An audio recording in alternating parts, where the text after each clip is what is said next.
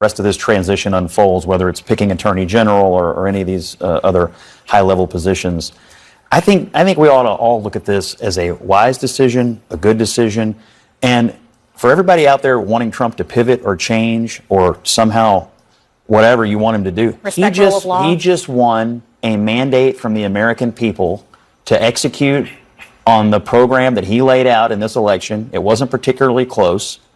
And I think he ought to put people in place who are going to do it. That's what the people are asking for. Who will go after his enemies? I mean, that's not what he ran on. Yes, he did. It is explicitly what he ran on. That's not what he ran on. Look at what he said in the past week. He literally said that he was going to exact vengeance. You still don't understand how you lost. He ran on immigration. Don't say me. I'm not a Democrat. He ran on immigration. I'm a journalist. He ran on inflation. I'm not here paying to represent one of the many things he ran on in addition to he ran on the issues that people care about. He ran on the economy. Nobody's saying that he didn't run on those things, but he also ran on vengeance. Yes. He did also run on going after the people who went after him. And journalists. It was a key feature of all of his speeches. Yes, Scott, he literally said, I am your retribution. The Biden crime family, lock her up.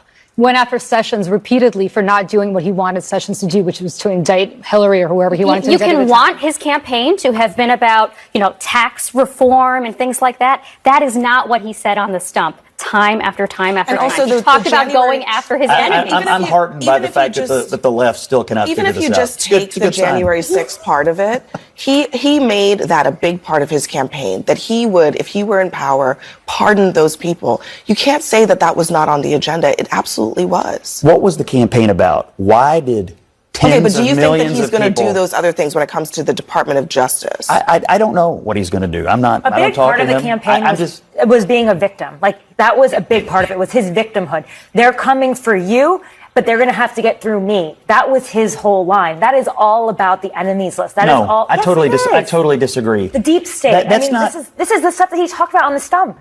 Unless you just don't want to listen to him. Those are his own words. I listen plenty. Scott, if you believe that people who violated the Capitol on January 6th committed a crime, which I would hope you would, because they weren't invited in the way they claimed they were, right? They were not there. They didn't go through security the way the rest of us have to go through to get into the Capitol. They were prosecuted. They were convicted. And now they're serving jail time. And he has said repeatedly that they're political prisoners and he is going to spring them, right?